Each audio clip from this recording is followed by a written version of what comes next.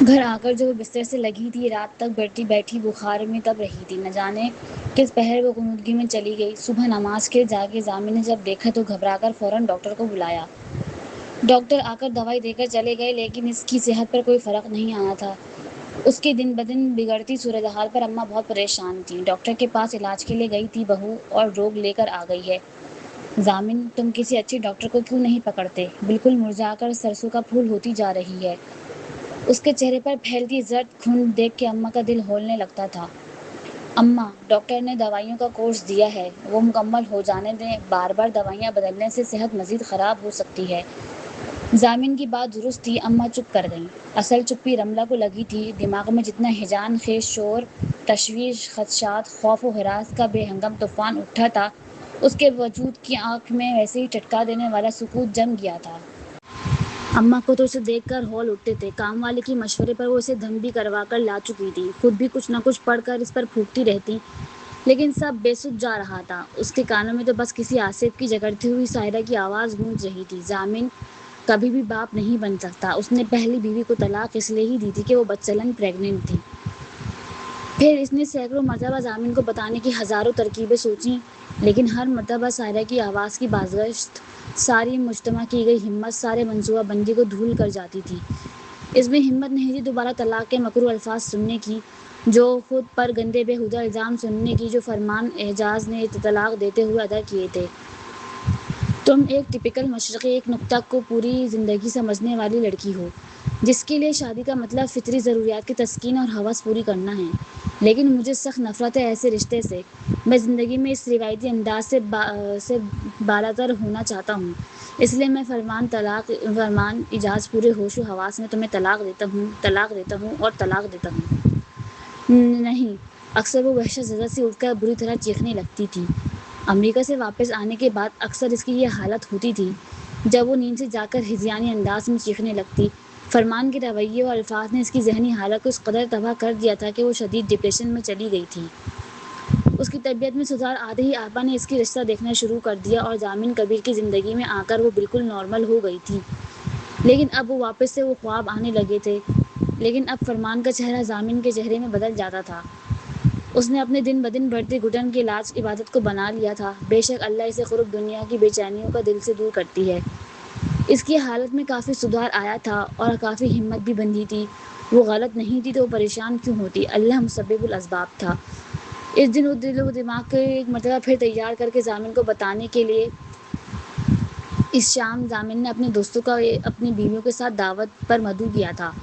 وہ ارادہ دعوت کی رات تک ملتوی کرتی مہمان کی آؤ بھگت کے انتظامات میں جٹ گئی تھی۔ اس نے بہت اہتمام سے ڈنر کی تیاری کی تھی اور خود بھی اس تحمل و اطمینان سے چائنا سلک کی آسمانی رنگ کی ساڑی پہنی تھی۔ میک اپ کے ساتھ ہلکی پھلکی جیولری نے اس کا مرجھائے چہرے کو بہت دنوں بعد نکھار کر حسن کو دو آتشہ بنا دیا تھا۔ اماں نے جب دیکھا بہو کو اتنے دنوں بعد سجا سنورا تو بے ساختہ بلائیں لے ڈالی۔ اور تو اور فون کان سے لگائے گھر میں عجلتاً داخل ہوتا ضامن بھی چٹک کر رک گیا تھا اور وہ جھیپ سی گئی۔ مہمان سارے آ گئے تھے۔ ریفریشمنٹ سرو کرنے کے بعد سب ڈرائنگ روم میں صوفے چھوڑ کر نیچے قالین پر بیٹھے خوب دھما چوکڑی ڈال رہے تھے۔ ان کی بیویاں بھی اس انداز میں زندہ دل محفل میں اپنا بھرپور کردار نبھا رہی تھیں۔ اسے حیرت ہوئی تھی ضامن جیسے سنجیدہ بندے کی اتنے شوق و مزاج دوست کو دیکھ کر اور ان کے آپس میں بے تکلفی دیکھ کر۔ لگ رہا تھا ایسے گیدرنگ ہوتی رہتی ہیں اکثر ان کے درمیان۔ اس کی تحیر زدہ تاثرات دیکھ کر ضامن کے ایک دوست نے کہا: ضامن، یا تم نے بتایا نہیں بھابھی کو کہ ہم لوگ سرکس سے بھاگے ہوئے ہیں؟ دوسرے نے فوراً ٹکڑا لگایا۔ محفل زعفران ہو گئی۔ بھابھی آپ بہت کم گو معلوم ہوتی ہیں۔ ویسے آپس کی بات ہے، ایک کم گو خاتون کو دیکھنے کا میرا پہلا تجربہ ہے، ورنہ مجھے لگتا تھا کہ یہ سینس زبان کو چھٹی ہی نہیں دیتی۔ اس منچلے سے دوست نے اپنی زوجہ پر نگاہ جمائے شرارت سے کہا: ان کا بھی ایک انتہائی باتونی مرد کو دیکھنے کا پہلا ہی تجربہ ہے۔ اس کی بیوی نے جل کر چوٹ کیا تو وہ اثر لیے بغیر بے شرموں کی طرح سب کے ساتھ ٹھٹا لگا کر ہنسنے لگا۔ اسی طرح ایک دوسرے کی ٹانگ کھینچتے ہوئے ان کی بحث کہیں سے کہیں نکل گئی تھی۔ ویسے ماننا پڑے گا بھابھی، آپ نے گھر کو بہت مینٹین کر کے رکھا ہے۔ ستائشی نظریں ڈرائنگ روم کے آرائش و زیبائش کے سامانوں پر ڈالتے ہوئے مسز ہمدان نے کہا: شکر عورتوں کے گھر ایسے ہی ہوتے ہیں۔ مسٹر ہمدان نے برجستہ و بالا آواز میں بلند چوٹ کی۔ جی ابھی بھابھی کے پاس بچے نہیں ہیں، اسی لیے ایک تو گھر زیادہ خراب نہیں ہوتا، دوسرا فراغت بھی رہتی ہے۔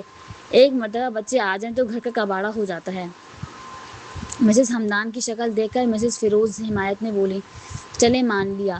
بیوی کے تیور دیکھتے اس نے ہتھیار ڈالے، ویسے گڈ نیوز کب سناؤ گے تم لوگ ہمیں؟ فیروز نے ضامن کے گلے میں بازو ڈالتے پوچھا تو رملہ کا پورا وجود حس سماعت بن گیا۔ بڑا شوق ہے ہمیں کہ تمہیں ضروری کیس کے انویسٹیگیشن پر نکلے ہو اور بھابھی کے کال آئے کہ ضامن آتے ہوئے منی کے لیے پیمپر اور دودھ کا ڈبہ لیتے آنا۔ ختم ہو گیا ہے۔ فیروز نے باریک سی آواز نکالی تھی جس پر سب کی ہنسی چھوٹ گئی۔ اپنے شوق خود پورے کرو، مجھے ایسا کوئی فضول شوق نہیں ہے۔ اس نے گھورتے ہوئے ہمدان کا بازو جھٹک دیا تھا، لیکن وہاں بیٹھی رملہ کو لگا اس نے اس کی آسو امید کو جھٹک دیا ہے۔ اس کے سینے میں چند سے ٹوٹ کر کوئی شے چکناچور ہوئی تھی۔ اس کے چاروں جانب سناٹے چھا گئے تھے۔ ضامن کے لبوں سے کبھی بچوں کا ذکر نہیں سنا تھا اور کسی ذکر پر نہ ہی اس نے کوئی خوشگوار رد عمل دیا تھا، اور آج تو اس کی اتنی دنوں سے باندھی گئی ہمت اس کے وجود کے ساتھ دھواں بن کر ہوا میں تحلیل ہو گئی۔ وہ واپس اسی فیز میں جانے لگی تھی جب اس ہفتے اس کے ایک آپریشن کے دوران ایک آفیسر کو گولی لگنے کی خبر ضامن کو اماں سنا رہا تھا، جس کی بیوی کا شدید ذہنی دباؤ کی وجہ سے مس کیریج ہو گیا تھا۔ اس نے دہل کر اپنے پیٹ پر ہاتھ رکھا۔ شدید ذہنی دباؤ کے زیر اثر تو وہ بھی تھی، اور ضامن کے رویوں کے پیش نظر کوئی خوشگمانی بھی باقی نہیں رہی تھی۔ اگر وہ اسے بتاتی اور جواباً وہ کوئی سخت الفاظ کہہ دیتا تو فیصلہ جو بھی بعد میں ہوتا، پہلے شاید کوئی انہونی وجود کے ساتھ ہو جاتی۔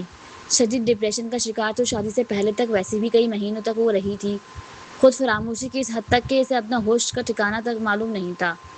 اور پھر اس نے وہ کٹن فیصلہ لے لیا، ہاں، گھر چھوڑنے کا جذباتی فیصلہ، بنا انجام کی پرواہ کیے۔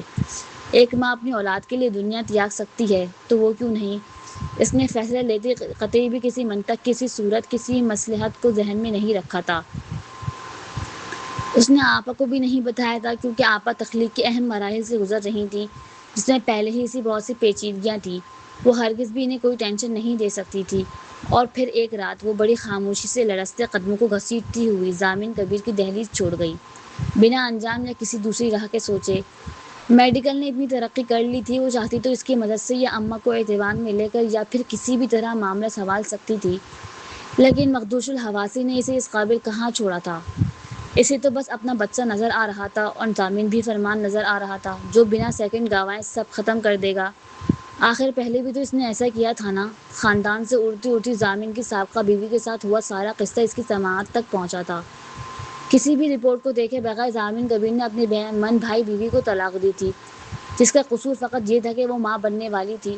پھر اس کی کیا اوقات تھی؟ وہاں سے بھاگ کر وہ پاپا کے گاؤں ان کی دور پڑے کی پھپھو کے پاس چلی آئی تھی، جو اکثر ان کے پاس آتی تھی۔ اس کی شادی میں بھی آپا نے انہیں دعوت دی تھی، لیکن وہ صحت کی وجہ سے شریک نہیں ہو سکی تھیں۔ ان کے ایک مرتبہ شوہر اور سسرالیوں کے متعلق سوال کرنے پر وہ یوں ٹوٹ کر روئی کہ انہیں خدشہ لاحق ہوا کہیں دونوں جان ہی نہ خطرے میں آ جائیں۔ پھر دوبارہ انہوں نے کبھی اس سے سوال نہیں کیا، بلکہ اس کے لیے بہتر سے بہترین ہر چیز کا انتظام کیا، ماں سے بڑھ کر اس کا خیال رکھا۔ لیکن ذہنی دباؤ کی وجہ سے دن بدن اس کی حالت اتنی گر گئی کہ 7ویں مہینے میں ہی وہ ننھی سی جان کو دنیا میں لے آئی، جو بے حد کمزور تھی۔ مائرہ کے وجود نے اسے بہت تقویت بخشی۔ وہ اب خوش رہنے لگی تھی۔ اور پھر اس دن وہ مائرہ کی طبیعت بگڑنے پر اسے لے کر ہاسپٹل گئی۔ راستے میں پولیس کی سائرن کر کر دل لرزا دینے والی آواز جس کا ڈر تھا وہی ہوا۔ ایک مرتبہ پھر وہ اس کے گھر کی دہلیز پر کھڑی تھی۔ وہ بچے کو خود میں بھیجے مردہ قدموں کو گھسیٹتی ہوئی کسی مقتل گاہ میں داخل ہونے کے انداز میں بڑے سے ہال میں داخل ہوئی۔ سامنے ہی وہ کسی سفاک جلاد کی طرح اشتعال سے سلگتا ہوا ہر شے کو چیر پھاڑ دینے کے لیے تیار کھڑا تھا۔ اس کا وجیہہ چہرہ انگارے کی مانند دہک رہا تھا، اور آنکھیں رملہ کی روح فنا ہوئی تھیں۔ آنکھیں تھیں یا ابلتا ہوا آتش فشاں، جو ایک نظر میں اس کے وجود کو راکھ کر دینے کی صلاحیت رکھتی تھیں۔ اس کی بچی کچی ہمت جواب دینے لگی تھی، لیکن محرم کو سزا تو قبول کرنی تھی، خواہ جرم مقصد رہا ہو یا مجبوری۔ اس نے سینے سے لپٹی بچی کو احتیاط سے صوفے پر سلایا اور اس کو مقابل چلی آئی، سر جھکائے، مجرم بنی سزا کی منتظر۔ سزا جو بھی تجویز ہوتی، اسے پہلے اپنی صفائی کا حق استعمال کرنا تھا، اپنے لیے نہیں تو اس پھول سی جان کے لیے۔ اس نے پورے جسم کی بکھری قوت و ہمت کو جمع کر کے لب کشائی کی۔ ضامن، میں خدا کی قسم کھاتی ہوں مائرہ آپ کی ہی بیٹی چٹاخ ضامن کبیر کی ابھی اتنی بڑے دن بھی نہیں آئے جو وہ اپنی اولاد کی گواہی ایک بے اعتبار اور بزدل عورت سے لے۔ اس کے مضبوط ہاتھوں کے زناٹے دار تھپڑ نے اسے صوفے پر اچھال دیا تھا۔ ضامن میں وہ پرواہ کیے بغیر اٹھی تھی۔ نام مت لو میرا، وہ چنگاڑا تھا، اور شکل مت دکھایا کرو مجھے۔ اس کی آنکھوں میں شعلے لپک رہے تھے۔ میں ایک کم ضرب عورت کے خون کی چھینٹیں اپنے گریبان پر نہیں چاہتا، ورنہ اب تک تمہیں کیفر کردار تک پہنچا چکا ہوتا۔ اس کی غراہٹ میں اژدھوں سی پینکار تھی، اور لہجے میں زہریلا حلال کی تصدیق جو دم بھرنے کے لیے مہلت دیے بغیر دم نکال دے۔ میں ہی پاگل تھا جو اماں کی باتوں میں آ کر ایک جوا ہارنے کے بعد دوسری بازی لگا دی۔ ارے جب میں چاہی عورت پوری من سے میری نہیں ہو سکی تو ایک اجنبی کہاں سے میری ہوتی؟ لیکن میں، اس نے پوری قوت سے دیوار پر پونکا جڑا تھا۔ رملہ اپنی جگہ اچھل کر رہ گئی تھی۔ لیکن تم کسی غلط فہمی مت رہنا۔ ایک بار میری بیٹی اپنی خوراک کے لیے تمہاری محتاج نہ رہے، میں خود تمہیں تمہاری من چاہی آزادی دے کر روانہ کر دوں گا۔ ضامن، اس کی دل چیرتی فیصلے پر وہ وحشت زدہ سے چیخی۔ نہیں رملہ، ایک عرصہ تمہاری اداکاری کو تمہاری معصومیت اور حیا وفا کے تقاضے سمجھ کر بہلاتا رہا ہوں۔ اب کوئی نقاب نہیں رہا، پردہ اور جلوے کے بیچ، اس لیے اب کوئی ڈھونگ مت کرنا، گھن آ رہی ہے مجھے۔ وہ نفرت آمیز انداز میں کہہ کر ہنکار بھرتا اسے جیتے جی موت کے فیصلہ سنا کر نکلتا چلا گیا تھا۔ وہ ہال سے ہی نہیں، گھر سے ہی نکل گیا تھا۔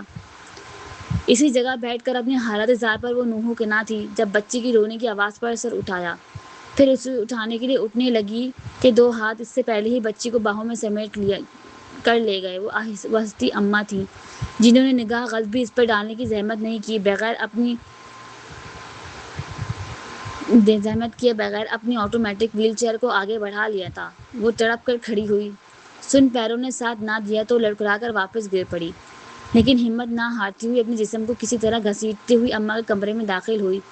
اماں نے بچی کو چپ کروا دیا تھا، پھر وہ ہولے ہولے بچی کی ان نرم آغوش میں دھری ممتا کی حدت محسوس کرتی واپس میٹھی نیند سو گئی تھی۔ اسی دوران وہ بہتی آنکھوں کے ساتھ پائیتی تھامے کھڑی اماں کو دیکھتی رہی تھی، جن کا چہرہ ہر جذبے سے عاری تھا۔ کتنی محبت، کس قدر مان سے بیاہ کر لائی تھی وہ اسے، اور اسے کئی زیادہ محبت و خلوص کے سچے پھولوں سے اس کے دامن کو بھرا رکھا تھا، لیکن وقت فرار اس نے ان کا بھی نہیں خیال کیا تھا۔ اماں نے احتیاط سے بچی کو پہلو میں لٹاتے اس پر گرم لحاف ڈالا تھا اور خود کسی طرح خود کو واپس وہیل چیئر پر ڈال کر دروازے کی سمت بڑھنے لگی کہ کب سے ضبط کے بیٹھی ان کی بیگانگی برداشت کر رہی رملہ ان کے گھٹنوں پر ہاتھ رکھتی کسی دھتکارے ہوئے سوالی کی طرح زور و قطار رونے لگی تھی۔ اماں پہلے تو بے حس بننے کی بے حد کوشش کرتی رہیں، پھر ضبط نہ کر سکیں تو اس کے سر پر ہاتھ رکھ دیا۔ آخر اس لڑکی کو بہو نہیں بیٹی سمجھا تھا انہوں نے۔ اماں، ان کا مہربان ہاتھ سر پر ٹھہرا تو وہ یوں رونا بھول کر ان کا چہرہ دیکھنے لگی جیسے بدقسمتی کی گھٹا ٹوپ اندھیرے میں قسمت کا چاند چمک اٹھا ہو۔ کیوں کیا تم نے ایسا؟ کیوں توڑا میرا مان؟ میں نے تمہیں بیٹی بنا کر سینے سے لگایا تھا، اور اسی سینے میں تم خنجر اتار کر چلی گئیں۔ کیوں رملہ، کیوں؟ اماں نے اس سے دونوں شانوں سے تھام کر کرب سے پوچھا تھا۔ ہمت تو وہ کب کی ہار چکی تھی، اب تو بس وہ ایک بوسیدہ دیوار کی مانند تھی، کب دھکا لگے اور کب مسمار ہو۔ اماں نے جذباتی دھکا کیا دیا وہ سب بیاں کرتی چلی گئی، پہلی شادی کے نام پر ہوئے مذاق سے لے کر شادی کے رات ہوئے روح فزا انکشاف تک، پھر اس کے بعد قدم پر قدم کسی زہریلی ناک کی طرح پھیلائے کھڑے خدشات، ان خدشات کے سچ ہونے کے بعد کے حالات، اور انتہائی بے بسی کے عالم میں لیے گئے گھر چھوڑنے کے اندناک فیصلے تک۔ اماں، سوائے آپا کا میرا کوئی سگا رشتہ نہیں ہے اس دنیا میں، اور اس کے بعد جو سارے تعلقات رہے میرے آپ دونوں سے رہے۔ اماں، بھلا میں کیوں ایسی حماقت کا سوچتی؟ اماں، میں بہت ڈر گئی تھی، خوف زدہ تھی۔ اماں، اگر ضامن کی آنکھوں میں ایک لمحے کے لیے بھی شک کی چمک ابھر جاتی تو میں مر جاتی اماں، میں مر جاتی۔ ان کی گھٹنوں سے سر ٹکاتی وہ واپس سود و زیاں کے آنسو بے مول کرنے لگی، اپنے زخموں سے پھائیں کھینچ کر اتارتے وہ قطعی نظر انداز کر گئی اماں کے بدلتے ہوئے تاثرات اور آخر تک سپاٹ ہوئے اثرات کو۔ مجھے افسوس ہے رملہ کہ تم ضامن کی رفاقت میں اتنے مہینے بتا کر بھی اسے سمجھ نہ سکیں۔ پتہ نہیں میرے بیٹے کی قسمت ہی خراب ہے یا اس میں صلاحیت ہی نہیں ہے عورت کو اپنا بنانے کی۔ اس کے دل میں گھر کے ارکے ہمیشہ اس کو اپنے ساتھ باندھنے کی، اپنی زندگی میں آئی دونوں ہی عورتوں کو وہ اپنا نہ بنا سکا۔ اماں کا گلوگیر لہجہ دکھ و تاسف سے لبریز تھا۔ اماں، خود کو اس عورت سے ملانے پر رملہ تڑپ اٹھی تھی، نہیں اماں، میرا خدا گواہ ہے، میرے دل میں صرف ضامن ہیں، انہیں دل میں اتارنے کا ہنر آتا ہے، انہیں اپنا بنانے اور بے بس کر دینے کی عادت آتی ہے، اتنا بے بس کہ انسان کے لیے ان سے دوری کا تصور بھی سہانے روح ہو جائے۔ وہ ان کا ہاتھ تھام کر پوری سچائی سے بولی تھی، پھر بھی تم اسے چھوڑ گئیں۔ اماں میں تو اس شرط۔ کون سی شرط؟ انہوں نے جملہ اچک لیا۔ بتاؤ رملہ، کون سی شرط؟ انہوں نے ٹھوڑی سے پکڑ کر اس کا چہرہ اونچا کیا تو وہ خشک لبوں پر زبان پھیر کر نگاہ جھکا گئی۔ اتنے دن ضامن کی رفاقت میں گزارے، اس کے مزاج کی شخصیت سے کچھ تو آشنائی ہوئی ہوگی نا؟ تم بتاؤ، ضامن جیسا کھڑا اور اصول پسند انسان جو نہ کسی کے ساتھ زیادتی کرتا ہے نہ کسی کی زیادتی برداشت کرتا ہے، کیا یہ جاننے کے بعد کہ وہ باپ بننے کی صلاحیت نہیں رکھتا کسی لڑکی کی زندگی برباد کرے گا؟ پر اماں، سائرہ اور وہ شرط جو رشتے والی بوا نے بتائی، وہ ان کی پہلی بیوی کو طلاق۔ وہ شدید بے یقینی سے اماں کا چہرہ دیکھنے لگی۔ شمع ضامن کی کلاس فیلو تھی، ضامن اسے پسند کرتا تھا، مجھے بھی کوئی اعتراض نہیں تھا۔ منگنی کے بعد ضامن کا سلیکشن ہو گیا تو وہ ٹریننگ کے لیے چلا گیا اور پیچھے شمع کی کسی سیٹ سے دوستی ہو گئی جس نے اسے فلموں میں رول دلانے کا وعدہ کیا رکھا تھا۔ ضامن کی ٹریننگ سے واپسی کے بعد دونوں کی شادی ہو گئی۔ ساتھ شمع نے اسے سیٹ سے بھی تعلقات قائم رکھے۔ شمع نے شادی کے چند ہی مہینوں میں پریگنینسی کی خبر سنائی تو ہم دونوں ماں بیٹی کے پیر زمین پر نہیں ٹھہر رہے تھے، لیکن یہ خوشی دیر پا نہ رہ سکی اور ایک ہوٹل میں ریڈ کے دوران ضامن نے خود اسے سیٹ کے ساتھ ناوزیبا حالت میں پکڑا تھا۔ سیٹ گرفتار ہو گیا۔ شمع نے سارے الزام سیٹ پر ڈالتے خود کو بری الذمہ ثابت کرنے کی کوشش کی، لیکن سیٹ کے ساتھ پکے ثبوت تھے، نہ صرف ثبوت بلکہ ڈی این اے رپورٹ بھی جو صاف ظاہر کر رہی تھی کہ وہ بچہ ضامن کا نہیں ہے۔ ایسے میں ضامن نے بھی وہی کیا جو ایک غیرت مند مرد کو کرنا چاہیے تھا۔ اماں نے انتہائی مختصر الفاظ میں ضامن کبیر کا ماضی سمیٹ دیا تو کمرے میں سانسوں کا زیر و بم کی واضح کرتی خاموشی ٹھہر گئی۔ اور رہی بات شرط کی تو انہوں نے طویل تاثر زدہ سانس فضا کے سپرد کری۔ اپنی من چاہی عورت کا گھناؤنا روپ دیکھنے کے بعد ضامن شادی اور عورت کی ذات سے شدید منتفر ہو گیا تھا۔ شادی کے ذکر پر بھی غصے سے بے قابو ہو جاتا، لیکن میں ماں تھی، کب تک اس کو خود یوں زندگی کی قیمتی ماہوں سال گنواتا دیکھتی؟ اس کا غصہ اور جھنجھلاہٹ کی پرواہ کیے بغیر میں نے رشتہ دیکھنے شروع کر دیے تھے۔ اس دن اتفاق ایسا ہوا کہ بوا آئی ہوئی تھیں، سائرہ اور میں بیٹھی ان سے لڑکیوں کی تصویر دیکھ رہے تھے کہ اتنے میں ضامن آ گیا اور سائرہ نے مذاقاً پوچھ لیا کہ ایسی کیسی لڑکی چاہیے اور اس نے غصے میں کہہ دیا کہ میں ایک ایسی لڑکی سے شادی کرنا چاہتا ہوں جس میں ماں بننے کی صلاحیت نہ ہو اور نہ ہی خواہش ہو ایسی۔ مجھے قطعی امید نہیں تھی کہ بوا اس کی غصے میں کہی ہوئی بات کو سچ مان بیٹھی ہیں۔ وہ تو شکر ہوا کہ تمہاری آپا نے خود بات کی تہہ تک جانے کا فیصلہ کیا، اور جب تمہاری آپا آئی تھیں تبھی میں نے ساری بات ان پر واضح کر دی تھی۔ پھر تم کیوں اس بات کو لے کر؟ اماں نے سوالیہ نگاہ اس پر ٹکائی۔ کیونکہ مجھے اس شرط کے متعلق آپا نے نہیں سائرہ نے بتایا تھا۔ سائرہ نے؟ اماں کو جھٹکا سا لگا، شاید مذاق کر رہی ہو اور تم نے بوا کی طرح سچ مان لیا۔ نہیں اماں، وہ مذاق نہیں کر رہی تھی، اور ہماری شادی کی رات مجھے کمرے میں لے جا کر انہوں نے پوری سنجیدگی سے بات کی تھی اور مجھے یقین دلایا تھا کہ میں وہاں اس لیے ہوں کیونکہ میں ضامن کی شرط پوری اترتی ہوں، کیونکہ میں بانجھ ہوں۔ رملہ کے لہجے کسی سنجیدگی اور سچائی نے اماں کے شدید تشویش میں ڈال دیا تھا۔ بھلا سائرہ اس قدر اونچی وضاحت مذاق میں بھی کیوں کرے گی، وہ بھی نئی نویلی دلہن کے ساتھ؟ لیکن تم نے مجھ سے یا ضامن سے تصدیق کیوں نہیں کی؟ کیسے کرتی اماں؟ یہ بات تو پہلے سے میرے علم میں تھی کہ ضامن کبیر کا رشتہ ایک شرط کے ساتھ آیا تھا۔ آپ دونوں سے تصدیق کا خیال بھی میرے لیے ایک مرتبہ پھر اجڑ کر در بدری قبول کرنا جیسا تھا۔ اور آپا، وہ مجھے رخصت کر کے میری ذمہ داری سے سبکدوش ہو کر جس قدر خوش و مطمئن تھیں، میں حق میں ہونے کے باوجود بھی ان سے باز پرس کرنے کی ہمت نہیں جمع کر پائی۔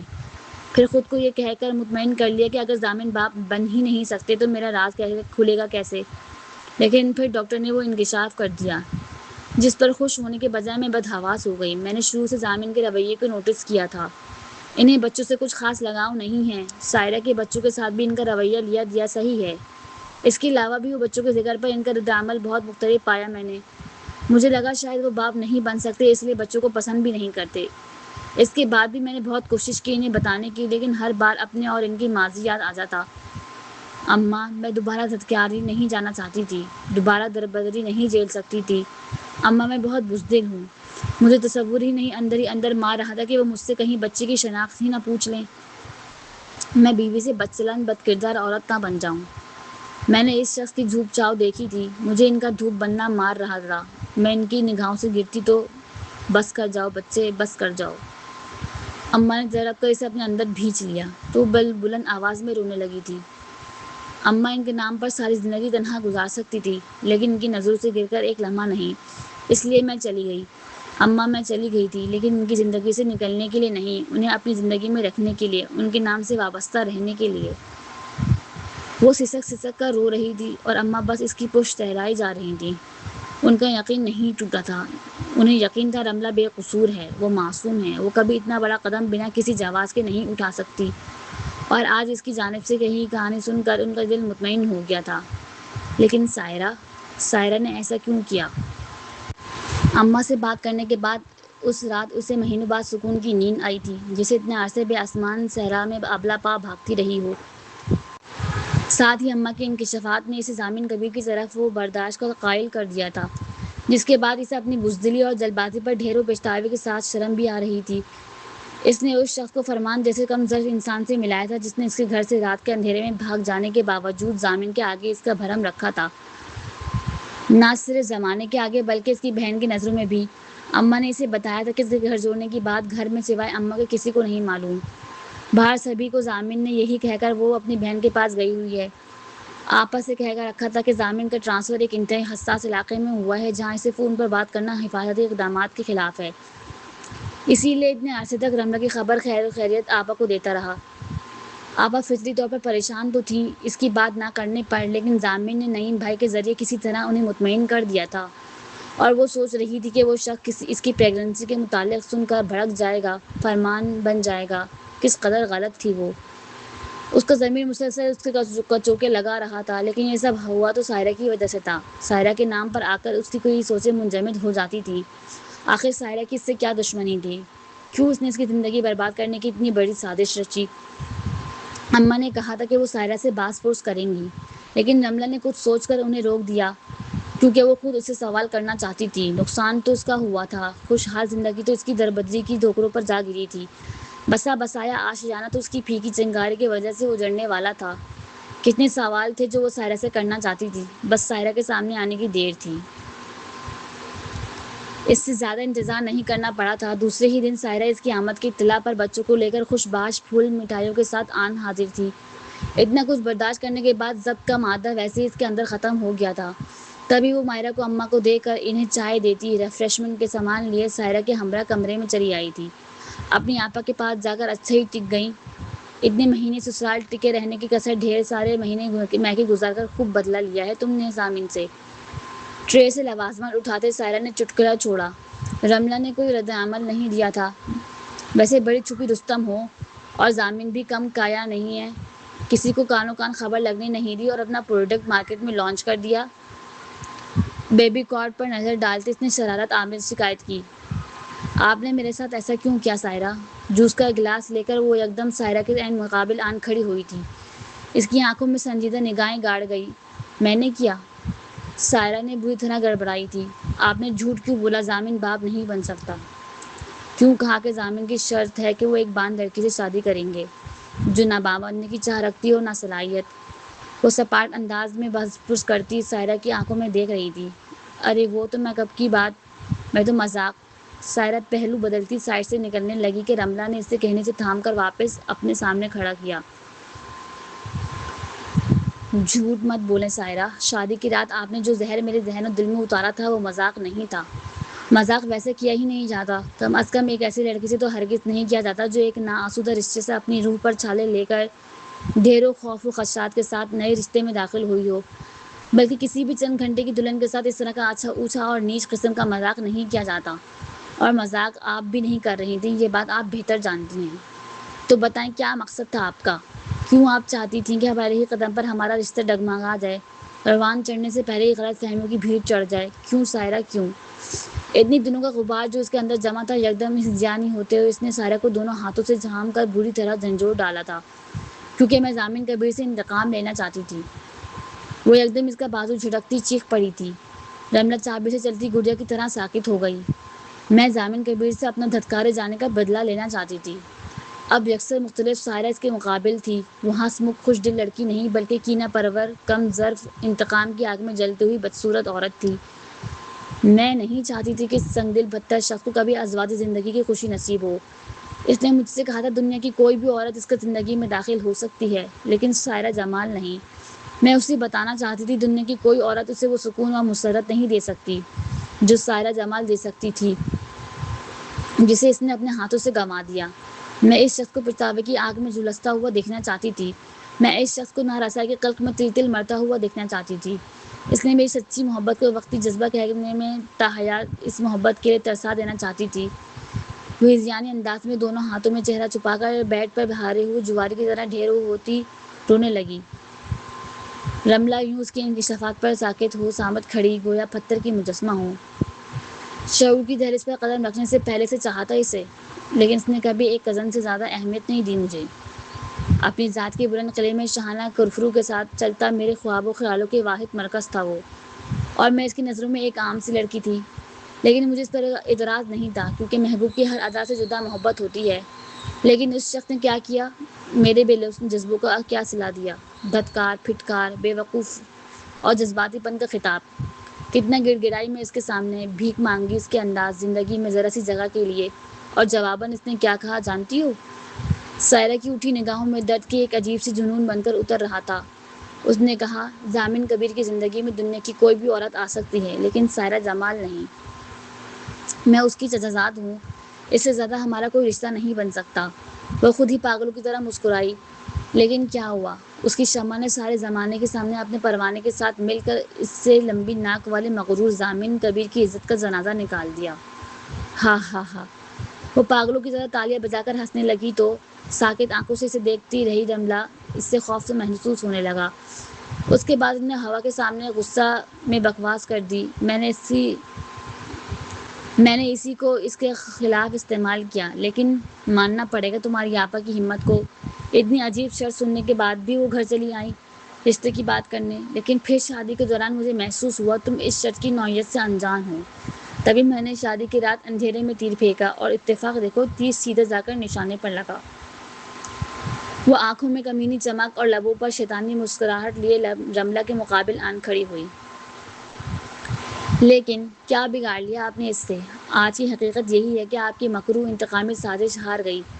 آج ضامن کبیر جیسے آپ ازدواجی زندگی کی خوشی سے محروم رکھنا چاہتی تھیں، وہ ایک بچے کے باپ ہے، خوش و مطمئن ہے۔ رملہ نے سینے پر بازو باندھتے رسان بھرے مگر مضبوط لہجے میں جتایا تو سائرہ کی چہرے کی مکروہ چمک مان پڑ گئی۔ لیکن آپ کو کبھی موقع ملے تو ضمیر کی دڑپن میں اپنے آپ کو ضرور دیکھیے گا اور پوچھیے گا آپ نے ان گھر والوں کی اچھائی کا کیا صلہ دیا، جس گھرانے نے آپ کو یتیم ہونے کے باوجود بھی کبھی یتیم نہیں ہونے دیا، جس ماں نے آپ میں اور اپنی اولاد میں کبھی فرق نہیں کیا، ان کی محبت، اپنائیت، ممتا اور نیکی کا کیا صلہ دیا، جو اس کا گلاس سفید پڑتے چہرے کے ساتھ کھڑی سائرہ کے ہاتھ میں رکھ کر وہ ملامتی نظر اس پر ڈالتی باہر نکل گئی۔ کچھ لوگوں کی سزا یہی ہوتی ہے کہ انہیں کوئی سزا نہ دی جائے، انہیں ان کی ہی نظر میں ذلیل خوار ہونے کے لیے چھوڑ دیا جائے۔ گزشتہ 2 ہفتے سے اس کا بسیرا اماں کے کمرے میں ہی تھا، جبکہ اماں نے دوسرے ہی دن کہا تھا کہ وہ اپنا بوریا بستر سمیٹ کر اپنی اصلی جگہ یعنی ضامن کے کمرے میں چلی جائے، لیکن اس نے کان نہیں دھرے۔ بے شک ضامن کو اسے منانا تھا ہر صورت ہر قیمت پر، لیکن اس کا وہ جلالی روپ یاد آتا تو ساری ہمت و جرأت دم دبا کر بھاگ کھڑی ہوتی۔ اس لیے مزید چند دن وہ اپنی ہمت و حواس کو بحال کرنے کے لیے لینا چاہتی تھی۔ لیکن آج اماں کے دماغ میں کیا سمائی تھی کہ اچانک ہی ملازم کو حکم دے دیا کہ وہ رملہ اور بچے کا سامان ضامن کے کمرے میں لے کر جائے۔ ملازم نے آ کر نہ صرف مائرہ کو سلا رہی رملہ کو اطلاع دی بلکہ بیبی کواٹ پر پھول بھی کھولنے لگا۔ وہ جلدی سے باہر آئی تو باہر ضامن اماں سے اسی موضوع پر الجھا ہوا تھا۔ بھئی میں بھوریا برسوں سے اس کمرے میں اکیلے رہ رہی ہوں، مجھے تنہائی اور خاموشی کی عادت ہے۔ رات میں 10 دفعہ میں لائٹ جلاتی اور بند کرتی ہوں۔ بچوں کی نیند کچی ہوتی ہے، بچی کی نیند بار بار خراب ہو رہی ہے، ایسے ہی بچے ضدی ہو جاتے ہیں۔ نہ بھائی، لڑائی تم دونوں شوہر بیوی کی ہے، نقصان ہم دادی پوتی کیوں اٹھائیں؟ اماں نے صفا چٹ انداز میں بیٹے کو غصے بھرے اعتراض کو مسترد کیا تھا۔ آپ کو تکلیف ہو رہی ہے تو ان کا سامان گیسٹ روم میں شفٹ کروا دیں۔ دماغ خراب ہے تمہارا؟ کچھ سوچ بھی رہے ہو؟ گیسٹ روم کہاں ہے ہمارا؟ اماں نے بیٹے کو گھورا تو وہ جبڑے بھیجتا ہوا پیشانی مسلنے لگا۔ تو پھر گھر میں اور بھی دوسرے کمرے خالی پڑے ہیں، وہاں کہیں شفٹ کر دیں، مگر میرے کمرے میں نہیں۔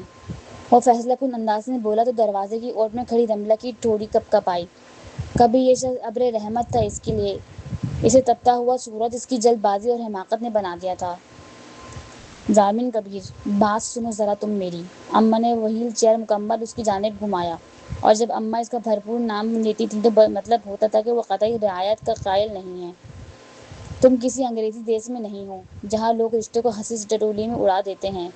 یہ طور طریقے ہمارے مشرقی گھرانوں کے نہیں ہیں۔ ہم جب تک زندہ ہیں تب تک نبھاتے ہیں، پوری ذمہ داری اور ایمان کے ساتھ۔ اس لڑکی کا اس گھر میں سے جو تعلق اور تم سے جو تمہاری بیوی کا ہے، اگر تم اسے بیوی کی حیثیت سے نہیں رکھ سکتے تو اسے واپس لانے کی ہی نہیں ضرورت تھی، اور لے بھی آئے ہو تو واپس چھوڑ آؤ۔ اماں، ماں کے شفاف الفاظ پر اندر رملہ باہر زامن دونوں ہی بے یقین سے انہیں دیکھنے لگے تھے۔ میری کمزور ہڈیوں میں مزید یہ سب برداشت کرنے کا دم خم نہیں ہے۔ یا تو ویسے رہو جیسے عام لوگ رہتے ہیں، یا پھر اگر اپنے گھر کے لیے اپنے قوانین بنانا چاہتے ہو تو مجھے کسی اولڈ ہوم میں ڈال دو۔ اماں نے پوری چلاکی کے ساتھ اپنا آخری پتا پھینکا۔ اماں، آپ ہمارے ضبط کی اس کے چہرے سے سرخ پڑ گیا تھا۔ جو کرنا ہے کریں آپ، میں جانتا ہوں یہ سب آپ بس اپنی چہیتی لاڈلی کے لیے کر رہی ہیں۔ وہ بھرپورے ہوئے انداز میں کہتا ایک غیظ و غضب بھری نگاہ اماں کے کمرے سے نظر آتے آنچل پر ڈال کر تن فن کرتا ہوا نکل گیا۔ بما سامان وہ زامن کبیر کے کمرے میں تو واپس آ گئی تھی، لیکن زامن کا یکسر اجنبی و بیگانہ رویہ دیکھ کر لگ رہا تھا دل تک شاید اب تا حیات رسائی نہیں مل پائے گی۔ اس کا وہاں ہونا یا نہ ہونا زامن کے لیے کوئی معنی نہیں رکھتا تھا۔ اس کا وجود وہاں موجود کسی بھی فرنیچر سے زیادہ اہمیت نہیں رکھتا تھا، بلکہ وہاں موجود ساز و سامان بھی اس سے بہتر تھے۔ کم از کم ان کا کوئی استعمال تو تھا، وہاں ہونے کا کوئی وجہ تو تھی۔ لیکن رملہ وہاں بالکل ناکارہ اور فضول تھی۔ وہ نظر غلط بھی اس پر نہیں ڈالتا تھا۔ رملہ نے کئی بار کوشش کی اس سے بات کرنے کی، معافی مانگنے کی، لیکن وہ تو اس کی جانب سے بالکل ہی آنکھ کان پھیر چکا تھا، گویا پتھر ہو گیا ہو۔ پہلے جو آنکھیں اس شخص کی جدائی میں روتی تھیں، اب وہی جھلی اس شخص کی بے رخی و بیگانگی میں برس رہی تھیں۔ اب اتنی سہولت میسر تھی کہ وہ جب چاہتی اسے دیکھ سکتی۔ پہلے دن وہ بیڈ پر سو گئی تو وہ قالین پر ہاتھ کا تکیہ بنا کر سو گیا، اس کے پہلو سے تکیہ تک لینا گوارا نہیں کیا۔ دوسرے دن اس نے خود اپنا انتظام صوفے پر کر لیا تھا۔ مائرہ تو ساری رات کاٹ پر ہی سوتی تھی۔ فجر میں وہ دونوں ہی نماز کے لیے اٹھتے تھے، اس کے بعد وہ مائرہ کو لے کر بیڈ پر سو جاتی تھی، کیونکہ زامن کو واپس سونے کی عادت نہیں تھی۔ وہ تھانے سے تھکا ہارا لوٹا ابھی کمرے میں داخل ہی ہوا تھا کہ ایک جانب پڑے پرپل بیبی کواٹ سے بلند ہوتی غوغا کی آواز نے اس کی توجہ کھینچ لی۔ اس دن کے بعد سے رملہ نے یا بچی نے پھر دوبارہ نظر نہیں ڈالی تھی، لیکن اب کیا ہوا کہ وہ کسی مقناطیسی قوت سے کھینچتا بیبی کواٹ تک پہنچ گیا، اور پھر نظر جب اندر خود میں مگن ننھی سی پری پر پڑی تو اس کے اندر کے انا پرست مرد نے یکایک ہتھیار پھینک دیے، اور وہ مبہوت سا دو زانو کواٹ پکڑ کر بیٹھ گیا۔ ہلکے آسمانی رنگ کے رومپر میں سر پر ہم رنگ ٹوپی، پیروں میں موزے اور ہاتھوں میں دستانے پہنے وہ ننھی سی جان اسے دیکھ کر ہاتھ پیر مارنا چھوڑ کر ٹکر ٹکر اس کا چہرہ دیکھنے لگی تھی۔ کہیں یہ رونے تو نہیں والی؟ بچی کے یوں رک جانے پر زامن کو خدشہ لاحق ہوا، اور خدشہ کوئی ایسا غلط بھی نہیں تھا۔ اگلے ہی پل بچی نے اپنی جان سے بھی زیادہ بڑی آواز نکال کر زامن کبیر کے ہاتھ پیر پھلا دیے تھے۔ پلیز ایسے نہیں رو۔ وہ ہڑبڑا کر کھڑا ہوا۔ میں کیا کروں؟ بھوکلا کر سر پر ہاتھ پھیرتے ہوئے کبھی رو رو کر لال ہو چکی بچی تو کبھی دروازے کو دیکھنے لگا۔ شاید بچی کی آواز سن کر رملہ دوڑی آئے، لیکن وہ تو نہیں، البتہ بچی کی آواز بیٹھنے لگی جب زامن نے جھک کر بچی کو اٹھایا۔ سوری، پلیز چپ ہو جائیں۔ آئی نو مجھے آپ کے کھیل میں انٹرفیئر نہیں کرنا چاہیے تھا۔ کبھی گود تو کبھی کندھے پر لے کر ادھر سے ادھر چکر کاٹتا وہ بھرپور اناڑی پن کا ثبوت دے رہا تھا، لیکن بچی بھی اس کا خون ہونے کا ثبوت دیتی تنگی کا ناچ نچا رہی تھی۔ پھر کافی تک و دو کے بعد کسی طرح بچی پرسکون ہوئی تو اس کے حواس بھی کچھ بحال ہوئے۔ تب کہیں جا کر یاد آیا کہ بچی کی ماں یہاں نہیں آئی تو باہر جا سکتا ہے۔ وہ پریشان سا بچی کو اٹھائے کوریڈور میں نکلا جہاں دور دور تک سناٹا پھیلا ہوا تھا۔ ارے کریم، وہ صاحب جی، یہ بہو بیگم نے چھوٹی بی بی کے لیے بھیجا ہے۔ تبھی کسی طرف سے ملازم فیڈر لیے برآمد ہوا۔ اور بہو بیگم کہاں ہیں آپ کی؟ اسے یکدم غصہ چڑھا، لیکن بچی کی شکل دیکھ کر اس نے اونچی آواز دانت پیس کر دبائی۔ بڑی بیگم کے پیروں کی مالش کر رہی ہیں۔ اچھا صاحب، میں کچن میں کچھ چڑھا کر آیا ہوں۔ ارے پر بچی تو… اس کی بات درمیان میں ہی رہ گئی۔ ملازم جس راستے آیا تھا اسی سمت چل دیا۔ اب وہ کبھی بوتل تو کبھی بچے کو دیکھ رہا تھا۔ عجیب غیر ذمہ دار ماں ہیں آپ کی۔ جانتی ہیں آپ رو رہی ہیں، دودھ بیچ کر کھانا پوری کرا لی اور بات ختم۔ دل کہہ جا کر محترمہ کی طبیعت ذرا سلیقے سے صاف کرے، لیکن پھر بچی کی شکل دیکھ کر بڑبڑاتا ہوا کمرے کے اندر چلا گیا۔ بالآخر چپ تو کروا ہی لیا تھا اس نے۔ بہت احتیاط کے ساتھ بچی کو بیڈ پر لٹا کر کسی طرح فیڈر پلایا اور پھر بچی کو تھپکتے ہوئے کہیں اس کی آنکھ لگی ہوش نہیں رہا۔ رملہ جب کچن کمرے میں آئی، دونوں باپ بیٹی ایک دوسرے کی جانب چہرہ کیے چہرہ پر سارے عالم کی معصومیت سجائے گہری نیند میں ڈوبے تھے۔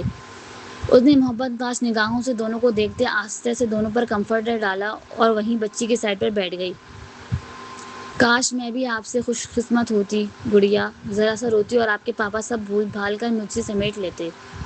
وہ حسرت سے بڑبڑائی، ہم ایک عمر سے واقف ہیں، اب نہ سمجھاؤ کہ لطف کیا ہے میرے مہرباں، ستم کیا ہے۔ اتنے ظالم نہیں بنے ضامن کبیر۔ اس نے ہولے سے اس کی پیشانی پر بکھرے ہوئے بالوں کو انگلی سے چھوا۔ آپ کی جدائی نے کم نہیں رلایا ہے جو آپ بھی آزما رہے ہو۔ اپنے گناہ کا اعتراف ہے، سزا تجویز کریں، لیکن یوں بیگانہ نہ ہوں۔ آپ کی بے رخی آپ کی جدائی سے بھی زیادہ جان لیوا ہے۔ بالوں کو پیچھے کر کے وہاں پر شدت جذبات سے لرزتے لب رکھے تو اندر کسی پیاسے صحرا کو ایسی تراوٹ ملی کہ آنسو سے جھرنا رواں رواں ہو گیا۔ وہ ایک دم سے اپنی بے اختیاری پر وحشت زدہ سی ہو کر پیچھے ہوتی دوڑتی ہوئی واش روم میں جا بند ہوئی۔ دروازہ بند ہونے کی آواز پر ضامن نے آہستگی سے آنکھیں کھولیں۔ پولیس والا تھا، بھلا کوئی اس کے اتنے قریب آتا اور وہ سویا پڑا رہتا، ایسی بے خبری کی نیند تھوڑی تھی۔ سینے کی تہہ سے گرم سانس آزاد کرتے ایک بازو کو اپنے سر کے نیچے دبا کر چت لیٹے، دوسرے سے اپنے سر پر رکھی نمی کو چنا۔ سزا کو تو میں نے سوچا بھی نہیں اور ابھی سے تم نے ہتھیار ڈال دیا رملہ بی بی۔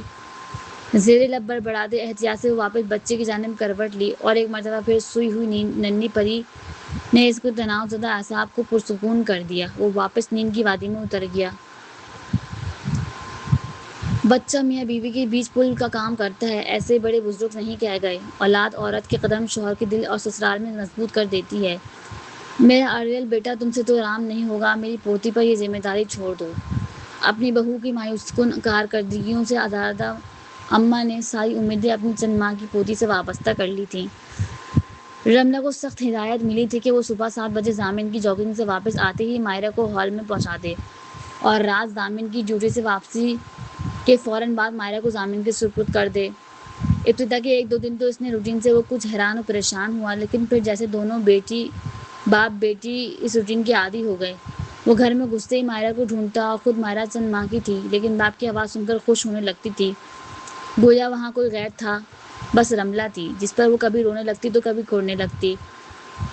رات بھی مائرہ جب تک جاگتی ضامن کے ساتھ ہی ہوتی تھی، کبھی کبھی ساتھ ہی سو جاتی تھی، کبھی ضامن اسے کارٹ میں ڈال کر انڈائریکٹلی رملہ کے حوالے کر دیتا تھا۔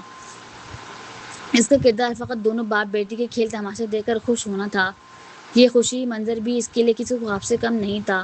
ضامن کی گزشتہ رویے کی روش میں جو خاکہ اس نے اس کا تراشا تھا، اس نے کہا کبھی تصور کیا تھا کہ اس بچی پر پدرانہ شفقت لٹاتے دیکھے گا؟ وہ تو اتنی پر قناعت کرنے کو تیار تھی کہ وہ بس اسی بچی کی شناخت کو لے کر مشکوک نہ ہو۔ اب ہر گزرتا لمحہ اس کی پشیمانی کو بڑھاتا جا رہا تھا۔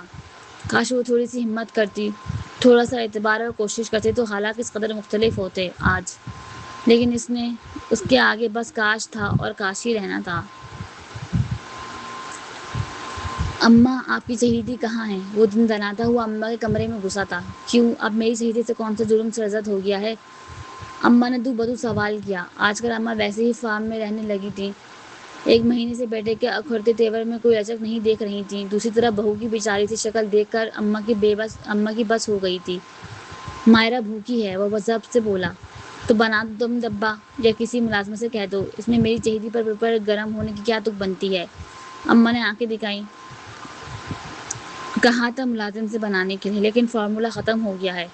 ہاں تو منگوا لو۔ اماں کی بے نیازی عروج پر تھی۔ وہ ختم ہونے سے پہلے ہی منگوا کر نہیں رکھ سکتی تھی، جب جانتی ہے کہ وہ بچی کی ضرورت کی چیز ہے۔ آخر کوئی ماں اتنی غیر ذمہ دار کس طرح ہو سکتی ہے؟ وہ تب گیا تھا۔ ہاں تو تم ذمہ دار باپ ہونے کا ثبوت دے دو، آئندہ سے خود بچی کی ضرورتوں کا خیال رکھا کرو۔ اماں نے بھی گویا آج روایتی ساسوں کا امیج مسمار کرنے پر بسط بیٹھی ہوئی تھیں۔ حد ہے اماں، آپ تو ایسے مجھ سے آج کل خار کھاتی گھوم رہی ہیں۔ جیسے میں آپ کی بہو کے ساتھ زیادتی کر رہا ہوں اور وہ محترمہ ازل کی معصوم ہیں. میں ہی ظلم کیے جا رہا ہوں ان پر. وہ اماں کے مسلسل بے رخ رویے سے پر چڑھ گیا تھا. ہاں تو نہیں کر رہے تم زیادتی؟ اور اس کی زیادتی کو کیا مانگا آپ نے؟ اس کی زیادتی کا حساب کیا باز پرس؟ مجھے تو بڑا ہمہ وقت ہنٹر لے کر رگڑتی رہتی ہیں. آج ضامن کی بس ہو گئی تھی. مظلوم ہو کر بھی اماں نے ایسے اس پر باز کی نگاہ رکھی ہوئی تھی گویا سارا جرم اسی کا ہو. مانگا حساب کیا باز پرس تبھی اس کے نتیجے پہ پہنچوں کہ اب تم غلط کر رہے ہو. اماں نے رسان سے بیٹے کی جھلائے چہرے پر نظر ڈالی. میں زیادتی کر رہا ہوں. ضامن نے بے یقینی سے اپنے سینے پر انگلی رکھی. 1 مہینے کی میری بے رخی اس سے برداشت نہیں ہو رہی جبکہ وہ اپنا جرم جانتی ہے اور میرے اتنے مہینوں کا بے گناہ ہوتے ہوئے کاٹی گئی سزا کوئی حساب نہیں. وہ مشتعل ہو گیا تھا. ضامن ایک عورت کے لیے آسان نہیں ہوتا اپنا گھر چھوڑ کرنے کا فیصلہ. وہ بھی تب جب وہ ایک چھوڑ کر 2 جان ہوں. اسے مضبوط چھت میں مہیا کرنے کے لیے والدین تک نہ ہوں. لیکن اس نے ایسا قدم اٹھایا تو کچھ تو وجہ رہی ہوگی نا. اماں نے مفاہمت آمیز انداز میں اپنایا. ہاں بے اعتباری. وہ تنفر سے بولا. تو تم تبھی اس حق سے اپنا ساتھ واپس لے کر اعتبار سونپ دیتے. عورت تو چند میٹھے بول کی مار ہوتی ہے. عورت کا اعتبار جتنا کون سا ہمالیہ کی چوٹی سر کرنے سے جتنا مشکل ہے. جیسے تو وہ مجھے بتا کر گئی تھی نا کہ وہ جا رہی ہے. جیسے تم جانتے ہی نہیں تھے کہ وہ کہاں گئی ہے. اماں دو بدو بولی تو اندر ضامن کا اور بالکنی میں کھڑی دونوں ماں بیٹی کی باتیں سن رہی تھی. رملہ کا سانس ساکت ہوئی. ایسے کیا دیکھ رہے ہو؟ تمہاری ماں ہوں میں. تمہیں کیا لگا میں گھر کی 4 دیواری میں رہتی ہوں تو میری معلومات بھی انہی دیواروں تک محدود ہے؟ اماں نے جتایا تو ضامن نے الٹے ہاتھ سے کم پٹی کا پسینہ صاف کیا. پولیس والے ہو، ایرے غیر نتو خیرے کے لیے اپنی نیند چین حرام کر دیتے ہو اور تمہاری بیوی گھر سے غائب ہوئی اور تم ہاتھ پر ہاتھ دھر کر بیٹھ جاؤ گے؟ پاگل سمجھا ہے مجھے؟ اماں نے اسے گویا تو نظر چرا گیا. تم جانتے تھے وہ کہاں گئی ہے، کس حالت میں ہے، ڈاکٹر کے انتظامات اور بچی کی پیدائش کے دن تم ہاسپٹل. اماں میں ماہرہ کو دیکھ لوں. اماں نے کچھ اس طرح اس کا راز افشا کیا کہ لوگوں کے ہوش اڑنے والے ضامن کبیر کے 14 طبق روشن ہو گئے تھے. تم بھی باہر آ جاؤ اب. اماں کی آواز پر ہونس بالکنی کی دیوار کے سہارے لیے صدمہ زدہ کھڑی رملہ اندر آئی جس کے چہرے پر بے یقینی ہی بے یقینی رقم تھی. اماں یہ سب؟ وہ سن قدموں آ کر اماں کے مقابل بیٹھی. اماں نے ہولے سے اس کا سر اپنے ہاتھوں میں لیا. میں نے تم سے شادی کے دن ہی کہا تھا میرا ضامن باہر سے سب گھی لگتا ہے لیکن اندر سے رحم دل بس اس سے جذبات کے الفاظ کا پہرن پہنانا نہیں آتا. چھوٹی عمر میں باپ سے محروم ہو گیا تھا. پھر میں وہیل چیئر پر ہو کر رہ گئی. بھائی بہن کوئی تھا نہیں. پے در پہ حالات کی سختیوں نے اسے باہر سے سخت بنا دیا لیکن اندر سے وہ واقعی الٹ ہے. اس مرتبہ میں نے تمہیں اس لیے معاف کیا کہ تمہارے پاس وجہ ہی ایسی تھی. لیکن آئندہ میرے بیٹے کو کوئی ایسا دکھ نہ دینا. ہرگز نہیں اماں، کبھی بھی نہیں. اس نے دونوں ہاتھوں سے اماں کے ہاتھ تھام کر لبوں سے لگایا تھا. وہ کمرے میں آئی تو ضامن سے بات کرنے کا ارادہ باندھ کر تھی لیکن ملازم نے بتایا کہ وہ باہر گیا ہے تو وہ کوارٹ میں سوئی ہوئی ماہرہ پر مسکراتی نظر ڈال کر وہیں صوفے پر بیٹھ کر میگزین کے اوراق الٹتی اس کا انتظار کرنے لگی. اور کب آنکھ لگی اسے خبر ہی نہ ہوئی. ضامن نے کمرے میں قدم رکھا تو پہلی نظر اس پر گئی تھی جس کی گردن صوفے کی ہتھی سے تقریباً جھول گئی تھی. گھنی گھٹاؤں سے زلفیں آدھا چہرہ چھپائے بدلیوں سے آنکھ مچولی کھیل رہا تھا. وہ بے خود سا کب اس کے پاس آیا، آ کر دوزانوں بیٹھا اور کب انگلیوں نے کتابی چہرے پر اٹکلیاں کریں. زلفوں کو سرنگش کرتا کان کے پیچھے اڑسا. اسے ہوش ہی نہیں تھا. وہ خار خار ہے شاخ گلاب کے مانند. میں زخم ہوں پھر بھی گلے لگاؤں کسے؟ اس کی خمار آلود نگاہیں اس کے ایک ایک نخ کو چوم رہی تھیں. اس کے پہلو میں گرے باہیں اس کی سندل وجود کے اشاروں میں لے کر جدائی کی دنوں کی کسر پوری کرنا چاہتے تھے. اس کی بھینچے لب اس کی مشکبار زلفوں پر اپنا لمس رکھ کر اس کے مہکے کار سے خشک سانسوں کو تر کر لینا چاہتے تھے. اور وہ دشمن جاں تھی کہ اس کی حالت ذات سے انجان خواب غفلت میں محو تھی. گزشتہ مہینوں میں کتنی بار یہ ضبط نہیں ٹوٹا تھا لیکن اس لیے تو خود کو عیاں نہیں کیا. اور جب اس کے گھر سے ایک کمرے میں آ گئی تو ضامن کبیر کے لیے ایک لمحہ محال ہو گیا تھا خود پر بند باندھنے کا. لیکن اس نے اپنے ضبط کمال آزمانا نہیں چھوڑا تھا. اس لڑکی کی محبت میں پہلے ہی وہ اپنی انا و ضد نفس کو بہت ذلیل و خوار کروا چکا تھا لیکن اب آگے وہ سرخرو چاہتا تھا. پہلی محبت خوبصورت حادثہ ہوتی ہے حسین اتفاق، مگر دوسری محبت ہمت و ضرورت کا فیصلہ۔ اور اس نے جس ذلت آمیز انداز میں پہلی محبت میں دھوکہ کھایا تھا، وہ بھی عورت کے وجود، محبت کے نام اور شادی کے ذکر سے نفرت کرنے لگا تھا۔ فقط اپنی ماں کی خواہش کی حیثیت سے رملہ کو اپنی زندگی میں داخل کر کے وہ کب اس کا اسیر ہوتا گیا، اسے خبر ہی نہ ہوئی۔ لیکن کبھی اس الفاظ کو اظہار نہیں سونپ سکا، اور شاید عمل کا اظہار ناکافی تھا، تبھی تو رفاقت کے بے شمار لمحے ساتھ گزار کر بھی وہ اس کا اعتبار نہیں کر سکی۔ اس صبح جب رملہ اس کے پہلو میں نہیں تھی اور اس کا کہیں کوئی اتا پتہ نہیں مل رہا تھا، جو قیامت اس پر گزری تھی، شاید ہی وہ لفظوں میں بیان کر سکتا ہو، کیونکہ اس کے جذبوں کو لفظوں میں اتارنا آتا ہی نہیں تھا۔ اور پھر 3 دن بعد جب اس کا پتہ لگا اور جب وہ اسے تلاش کرتا اس گاؤں پہنچا، تو من کیا جا کر اسے جھنجھوڑ دے، اس سنگ دلانہ اقدام کے لیے سزا دے، اپنا جرم پوچھے، لیکن پھر انا نے سر بلند کر لیا، اور شاید کہیں خوف کی ناک نے بھی پن پھیلائی کہ وہ اسے دیکھ کر انتہائی فیصلہ نہ سنا دے گی۔ تبھی اس نے فاصلہ رقم کر رکھا، لیکن اپنی ذمہ داریوں سے گریز نہ رہ سکا۔ وہ سب لمحے جب رملہ کو لگا وہ تنہا تھی، ضامن کبیر کا سایہ اس کے ساتھ تھا، خواہ وہ ہاسپٹل میں اس کا تڑپنا ہو یا کوئی اور لمحہ اذیت۔ شاید اسے اب من تھا وہ اسے پکارے گی، لیکن اس کا مان خوش فہمی ثابت ہوا، اور اس رات جب وہ بیمار بچی کو لے کر باہر نکلی تو پھر وہ ضد پر عمل پیرا نہ رہ سکا، اور اسی حالت میں اسے ساتھ لے آیا۔ الغرض وہ بھپرا ہوا سخت نالا وہ بدظن ضرور تھا، لیکن اس کے وجود سے غافل نہیں تھا۔ اور پھر جب اس نے سائرہ اور اس کی گفتگو اس دن اتفاقاً سنی تو رہی سہی کبیرگی بھی جاتی رہی۔ اب جو تھا اس کی بے اعتباری کا شکوہ تھا، جس میں وہ اس کی پہل چاہتا تھا۔ اس درد کی تحویل میں رہتے ہوئے ہم کو چپ چاپ بکھرنا ہے، تماشا نہیں بننا۔ جذبات و احساسات کی باتوں سے کوسوں دور، انا کی قید میں عزت نفس محفوظ رہتی ہے۔ اس عورت کی جفاکشی نے انا سلامت رکھی تھی، لیکن تم نے میری زندگی میں آ کر وہی حماقت دوبارہ کروائی، اور آج دیکھو ساری خطائیں تمہارے کھاتے میں ہیں، اور پھر بھی دل بضد ہے تمہاری معاف کرنے پر، تمہیں سمیٹ کر تمہاری غمگساری کرنے کو، لیکن اب میرے دل کی نہیں سنوں گا۔ یہ اچھی چیز نہیں ہے، یہ ہم جیسے ناقابل شکست سپاہیوں کو بھی حرار دیتی ہے۔ اس کا حسن و جذباتیت کو اسرار سے یکدم سے نکلتا ہوا وہ جھٹکے سے کھڑا ہوا تھا۔ وہ اس کے رگ رگ میں بے چینیاں بھر کر سو رہی تھی۔ وہ پلٹ کر واش روم میں جا بند ہوا۔ کافی دیر بعد جب وہ باتھ روم سے باتھ روب لپیٹ کر نکلا تو وہ ہنس ویسی ہی پڑی تھی۔ نچار خود کو کوستا ہوا صوفے تک آیا اور احتیاط سے اٹھا کر بیڈ پر لٹایا۔ جھک کر اس پر کمفرٹر برابر کرتا وہ مڑنے لگا تھا کہ سینے پر کھچاؤ محسوس ہوا۔ دیکھا تو محترمہ نے اس کے گریبان کو تھام رکھا تھا۔ تم؟ گرج چھڑانے کے لیے اٹھا اس کے ہاتھ، اس کی نیند کے خمار لے کر بیدار ہوئی گلابی آنکھیں دیکھ ہوا میں معلق رہ گیا۔ وہ یکدم سے رنگے ہاتھوں پکڑے گئے چور کی طرح ہونق سے کھڑا اس کا چہرہ دیکھنے لگا، جو بولے سے مسکرائی تھی۔ آپ خواب ہو نا؟ اس نے اپنا دوسرا ہاتھ اٹھایا۔ آپ خواب ہی ہو۔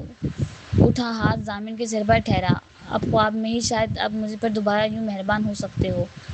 حقیقت میں تو آپ مجھ سے نفرت کرتے ہو نا؟ اس کی سبک انگلیاں جو خوابگیدگی میں ضامن کے چہرے کے نقش کو چھو رہی تھیں۔ آپ کو کرنا بھی چاہیے، میں نے حرکت ہی ایسی کی، آپ کا اعتبار توڑ دیا، آپ کی عزت، اس رشتے کی کسی چیز کی پرواہ نہیں کی اور بھاگ گئی۔ اس کی انگلیاں آ کر ضامن کے لبوں پر ٹھہر گئی تھیں۔ ضامن خاموشی سے بنا اس کے سر توڑے بالکل اس کے قریب بیٹھ گیا تھا۔ اس کی آنکھیں کھلی تو لیکن ذہن پر چھایا نیند کا غلبہ اس سب خواب دکھا رہا تھا۔ آپ جانتے ہو؟ وہ ضامن کے بازو کا سہارا لے کر اٹھ کر بیٹھی، ایک ہاتھ سے اس کا کالر تھام رکھا تھا، گویا اسے اس کے چھوڑ جانے کا خدشہ ہو۔ مجھے آپ کے ہونٹ بہت پسند ہیں، چاکلیٹی۔ وہ لجا کر ہنسی تو ضامن کی آنکھیں مسکرائیں، اور آپ کی ناک بھی کھڑی قطب مینار جیسی، اور آپ کی آنکھیں بھی گہری سحر انگیز، آپ کی مونچھیں بھی رعبدار۔ اس نے اس کے مونچھوں کو تاؤ دیا۔ ضامن نے گھورا، لیکن وہ ہوش میں کہاں تھی۔ آپ کی انگلیاں بھی۔ اس نے لمبی لمبی انگلیوں سے اپنی مخروطی انگلیاں پھنسائیں۔ آپ کے بال بھی، سلکی، اور پیشانی بھی، اور ہائٹ بھی، بلکہ آپ پورے کے پورے پسند ہو، بیسٹ اینڈ بیسٹ۔ اس نے مسکرا کر کہتے انگوٹھے اور شہادت کی انگلیوں سے بیسٹ کا اشارہ کیا۔ ہماری مائرہ بالکل آپ جیسی ہوگی، خوبصورت، اٹریکٹیو اور بہادر بھی، ہے نا؟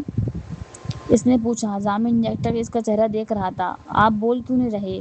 ہوگی نا ہماری بیٹی ایسی آپ جیسی؟ آپ خواب میں بھی مجھ سے بات نہیں کر رہے آپ؟ اس کی ہونٹ رونے کے انداز میں لٹک گئے۔ ہاں ہوگی، ہم دونوں کی جیسی ہوگی، نہ صرف آپ جیسی، مجھ جیسی نہیں۔ اس نے درستگی سے انگلی اٹھا کر ٹوکا۔ ٹھیک ہے، لیکن تم جیسی کیوں نہیں ہونی چاہیے؟ ضامن نے نیند میں جھولتی ہوئی پیچھے گر رہی رملہ کو ذرا سے جھٹکا دیتے پوچھا تو اس نے بے مشکل آنکھیں کھولیں۔ کیونکہ میں بزدل ہوں۔ وہ نیم غنودگی میں بھی زخمی خوردگی سے مسکرائی۔ ہاں، میڈم بزدل ہیں۔ اتنے مہینوں اپنی جرأتمندانہ فیصلے کے پیچھے مجھے ذلیل و خوار کروا کر کہہ رہی ہیں بزدل ہیں۔ اپنے بازو سے سر ٹکا کر نیند کی جھونکوں سے نبر آزما رملہ کو اس نے خاموشی نگاہوں سے دیکھا۔ میں ماما پاپا کو فرمان کی بدصورت رویہ نہیں بتا سکی۔ میں اس گھٹیا انسان کو اس کا مکروہ الفاظ ادا کرنے سے پہلے نہیں چھوڑ سکی۔ میں اس کے رویے کے تناظر میں آپ کو جج کرنے سے خود کو نہیں روک سکی۔ میں خود کو اور ساریہ کو سازش سے نہیں بچا سکی۔ میں آپ پر پوری طرح اعتبار نہیں کر سکی۔ میں وہ ضامن کی گود میں سر رکھ کر سسک کر اپنے خوف و خدشات بتا رہی تھی، اور ضامن کبیر لب بھینچے سے سن رہا تھا۔ اس انسان نے مجھ پر ہوس پرست عورت کا لیبل لگا دیا تھا، جس سے نفس کی خواہش نہیں سنبھلتی۔ میں ایسا کوئی الزام آپ کے لبوں سے نہیں سن سکتی تھی۔ رملہ، ضامن نے تڑپ کر یکدم سے اسے جھٹکے سے سیدھا کیا تھا۔ وہ اب نیند میں نہیں تھی، یا شاید کافی دیر سے اپنا دردناک ماضی بیان کرتے ہوئے وہ ہوش میں آ چکی تھی۔ ضامن جھٹکے سے اٹھنے لگا کہ رملہ نے اس کی کمر کے گرد بازو باندھ کر اس کی کوشش ناکام کر دی۔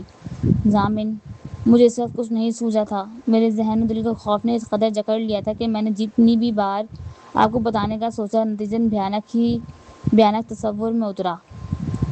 ضامن، میں آپ کی آنکھوں میں شک نہیں دیکھ سکتی تھی۔ تم نے مجھ سے سمجھا کیا ہوا ہے رملہ مبین؟ ضامن نے یکدم مشتعل ہوتے جھٹکے سے خود کو چھڑایا تو پیچھے بیڈ پر لڑکھڑانے لگی، لیکن اس نے اسے بازو سے تھام کر اپنے مقابل کھڑا کر دیا۔ آخر کسی درجے کی گھٹیا اور سطحی سوچ رکھنے والا کمظرف جاہل مرد ہوں میں۔ تمہاری نگاہوں میں کتنی مرتبہ شک کی نگاہ سے دیکھا تھا میں نے تم کو؟ کتنی مرتبہ طلاق کی تلوار تمہاری گردن پر رکھی؟ جو مجھ میں فنمان نظر آنے لگا تمہیں؟ جواب دو، بولو۔ اس نے بری طرح سے جھنجھوڑ ڈالا اور پھر غصے سے اسے چھوڑ کر کمرے سے نکلتا چلا گیا۔ کہیں یہ پھول ہوتی ہے، کہیں یہ خار ہوتی ہے، محبت جیت کب جانا، سنو یہ ہار ہوتی ہے۔ اگلی صبح جب وہ جاگنگ سے واپس لوٹا تو جوس کا گلاس کے ساتھ لبوں پر دل نشیں مسکان لیے وہ ہال میں منتظر ملی۔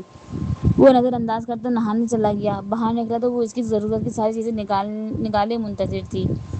یونیفارم اٹھا کر ڈریسنگ روم میں جاتے ہوئے سرنزیدی نگاہوں سے اسے وارن کیا، لیکن باہر نکلا تو ہونس وہی اسی دل لبھاتی مسکان کے ساتھ اسے اپنی جانب کھینچ رہی تھی۔ دوسرا ظلم، آج عرصے بعد شادی کے اوائل دنوں کی طرح اہتمام سے تیار ہوئی تھی۔ کس کافر کا دل نہیں پھسلتا؟ پھر اس کا دل تو پہلے سے اس ظالمہ کا اسیر تھا۔ اف! غصے سے بٹنز لگاتا ایک بٹن احتجاجاً شرٹ سے جدا ہو گیا۔ آپ بھی نا؟ اس کی جھنجھلاہٹ سے لطف اٹھا رہی وہ دلربائی سے ہنستی ہوئی قریب آئی، جھک کر ڈرا سے چھوٹی سی ڈبیا نکالی۔ لائیں میں ٹال دوں۔ اس نے شفاف ہتھیلیاں آگے کیں۔ کوئی ضرورت نہیں ہے، ایک دن یونیفارم نہیں پہننے سے میری نوکری نہیں چلی جائے گی، وہ پھاڑ کھانے والے انداز میں کہتا لگے ہوئے بٹن کو بھی کھینچنے لگا۔ رملہ نے سراغ سے اس کے سینے پر ہاتھ رکھ دیا۔ ایسے کیسے شان ہے آپ کی وردی؟ جچتے ہیں آپ اس میں؟ شاید ہی کسی پر اتنا جچتا ہوگا یہ یونیفارم۔ وہ فدائیہ انداز میں کہتی اس کے ہاتھ سے بٹن لے چکی تھی۔ کہا ہے نا تم سے، اب دوبارہ اس معصوم چہرے کا فریب میں ضامن کبیر نہیں آئے گا۔ اس نے ایک جھٹکے سے اسے دور کرتے شرٹ کو قوت لگا کر کھینچے تو سارے بٹن دھڑا دھڑ بکھر گئے۔ اس کے غصے سے تتتا چہرہ دیکھ کر رملہ کا دل لرزا، لیکن اب مزید اسے ناراض نہیں رکھ سکتی تھی۔ میں شرمندہ ہوں اپنے ہر اقدام پر، پلیز مجھے معاف کر دیں۔ وہ پشیمان فاصلہ سمیٹ کر قریب آئی۔ معاف کر دوں تاکہ پھر کوئی موقع آئے اور مجھے میں تم فرمان نظر آنا شروع ہو جائے، وہ تمسخرانہ انداز میں بولا تو رملہ نے حلق تر کیا۔ اب ایسا نہیں ہوگا۔ کون جانے؟ اس نے شانے اچکائے۔ نہیں رملہ بی بی، عورتوں کے معاملے میں میری قسمت بڑی خراب رہی ہے۔ ایک کسی اور کی گندا خون میرے سر مرنے کو تیار تھی تو دوسری عورت میری جائز اولاد کو کسی گناہ کی پوٹلی کی طرح راتوں رات لے کر فرار ہو گئی۔ تم عورتوں کی نگاہ میں انسان ہوں یا درندہ؟ وہ ایک دم سا پھٹ پڑا تھا۔ I am sorry. رملہ کے پاس کہنے کو کچھ نہیں تھا۔ وہ آہستگی سے اس کی چوڑی پشت سے سر ٹکا گئی۔ ضامن چاہ کر بھی دوبارہ اسے نہیں جھٹک سکا۔ دھڑکنوں پر جس کی حکمرانی ہو، دل پر جس کی اجارہ داری ہو، اسے بھلا وہ کہاں تک جھٹک سکتا تھا؟ شام وہ آیا تو وہ سلک کی حسین سڑی میں نقش سے تیار آنکھوں کو خیرہ کرتی اس کی منتظر تھی۔ اس کی روح میں اتراہٹ بن کر اتر جانے والی تجلیوں کو کس طرح نظر انداز کرتے اس نے توجہ اماں اور مائرہ پر مرکوز کر دی، لیکن نگاہوں کا بھٹک کر اسی پر ٹھہرنا ایک الگ صبر آزما مرحلہ تھا۔ ڈنر میں کیا ہے؟ کچن میں پھیلی خاموشی کو دیکھتے اس نے پاس سے گزرے ملازم کو پوچھا۔ بڑی بیگم نے تو کہا کہ آج وہ دلیا کھائیں گی۔ اور ملازمہ نے الجھ کر پوچھا اور باقی سب کے لیے؟ اوپر میں ڈنر باہر کر رہے ہیں اور مائرہ کا فیڈر تیار ہے۔ ملازمہ کو جانے کا اشارہ کرتی ہوئی مسکراتی ہوئی آ کر اس کے ناآباد پہلو میں مہکتے ہوئے پھولوں کے اضافے کی طرح نشست سنبھالتی فضا میں معطر کر گئی۔ میرا ایسا کوئی ارادہ نہیں ہے، آپ اپنے فیصلوں میں آزاد ہیں، وہ کہتا اٹھنے لگا کہ رملہ نے اس کی کلائی تھام لی۔ پر میرا ہم دونوں کے لیے یہی ارادہ ہے، آج مجھے نائٹ مارکیٹ جانا ہے۔ وہاں کے اسٹریٹ فوڈ کھائے عرصہ گزر گیا۔ وہ استحقاق سے اس کا بازو تھام کر چٹخارا لیتی ہوئی آنکھوں کا کونا دبا کر بولی۔ تم؟ جی میں اور آپ یعنی ہم، بس ہم۔ نہ جانے کہاں سے وہ اظہار کی ہمت لے کر آئی تھی جو صبح سے آزمائی جا رہی تھی۔ رمال نے یکدم اس کے کمرے سے بازو الجھتے قریب کیا تو سیکنڈ کی ہزاروں ساعت میں اس کی مسکراہٹ بدحواسی میں بدلی۔ ہاں کیا کہہ رہی تھی تم؟ واپس کہنا۔ اس نے گرفت کچھ اور تنگ کی۔ میں؟ ہاں تم اور میں یعنی ہم۔ مسکراہٹ ضبط کرتے ضامن نے اس کے سرخ چہرے کی لالیوں کو نگاہوں میں جذب کیا۔ وہ میں نے آپ نے آپا کو بتا دیا تھا نا کہ میں گاؤں میں بوا کے پاس ہوں۔ اس کی بڑھتی ہوئی قربت سے فیوز ہوئے دماغ سے اچھل کر عجیب سی بات نکلی تو ضامن نے بدمزہ ہوتے سے گھورا، لیکن چھوڑا نہیں۔ اور سائرہ کو بھی آپ نے؟ نہیں تو کیا کرتا میں؟ رومانٹک موڈ کا ستیہ ناش ہو چکا تھا۔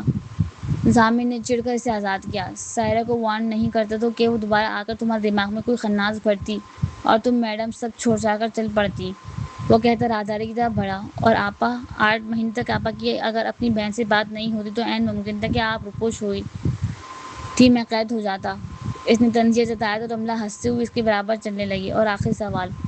اس کے گھورنے پر اس نے معصوم سی شکل بنا ڈالی۔ جب آپ کو معلوم ہو گیا تھا کہ میں بوا کے پاس ہوں پھر آپ نے اتنے مہینے انتظار کیوں کیا؟ تبھی مجھے لے کر کیوں نہیں چلے آئے؟ اس سوال کا جواب وہ سنجیدگی سے چاہتی تھی۔ میں زور زبردستی کا قائل نہیں ہوں اور جبر اس سے کسی کو کوئی اپنی زندگی میں رکھ بھی نہیں سکتا، خاص کر اسے جو سوچ سمجھ کر چھوڑ گیا ہو۔ وہ ٹھہر کر کہتا آگے بڑھ گیا۔ رملہ کچھ ساتھ وہیں کھڑی رہی، پھر سر سڑک کر آگے بڑھ گئی۔ اب ماضی کا ذکر بے معنی تھا، اس مستقبل کو سنوارنا تھا، اس شخص کی محبت اور اعتبار کو دگنی چاہت سے لوٹانا تھا۔ نائٹ مارکیٹ کی روشنیاں عروج پر تھیں، فضا میں گھلی کھانوں کی اشتہا انگیز خوشبو جس میں سیخ کباب کی خوشبو بھاری تھی، مختلف فوڈ اسٹال والوں کی مخصوص آوازوں میں لگائی جانے والی صدائیں، چہکتے لوگ، کھلکھلاتے اچھلتے کودتے بچے، شرارتیں کرتے کالج اسٹوڈنٹس اور باہوں میں باہیں ڈال کر ایک دوسرے میں کھوئے ہوئے خوبصورت کپلز۔ وہ بھی ضامن کے بازو تھامے کہکشاں پر قدم رکھتی ایک ایک نظارے سے محفوظ ہو رہی تھی۔ تھوڑی دیر بعد فضا میں خنکی بھری تو ضامن نے اپنا کوٹ اتار کر اس کی شانوں پر پھیلا دیا۔ اس کے محصور کن کلون کی خوشبو کو سینے میں گہری سانس کھینچ اتارتے اس نے ہولے سے ضامن کے بازو سے سر ٹکا دیا۔ اب کوئی خدشہ، کوئی خوف یا پچھتاوا ضامن گیر نہیں تھا۔ من پسند شخص تمام روشن پہلوؤں کے ساتھ اس کے ہمراہ تھا، اور اسے چاہیے بھی کیا تھا سوائے اس کی ہمراہی کے؟ اور تو کتنی دفعہ دیکھنا ہے مجھے؟ ایک مرتبہ پھر گردن موڑ کر اس نے ضامن کے چہرہ دیکھا تو ضامن نے ہنستے ہوئے ٹوک دیا۔ جواباً وہ نرم سی مترنم آواز میں گنگنائی، مجھے احساس لکھنا ہے، مجھے الفاظ لا کر دو۔ بھلا وہ الفاظ کیا ہوں گے؟ تمہیں جو یہ بات بتا پائیں کہ مجھ پہ کیا گزرتی ہے تمہارے ہجر میں جانا۔ اچھا۔ شعر کے الفاظ کے جذبات کا آئینہ دار تھے جس نے ضامن کو پوری جازیت کے ساتھ محسوس کیا تھا۔ آپ کے ساتھ ہوتے ہوئے جو احساسات مجھ پر اجاگر نہیں ہوئے وہ آپ کی جدائی نے ہر قدم پوری شدت سے محسوس کروایا ہے۔ وہ جھلمل آنکھوں سے مسکرائی۔ ضامن نے آہستگی سے اپنے ساتھ لگا لیا۔ ختم شد۔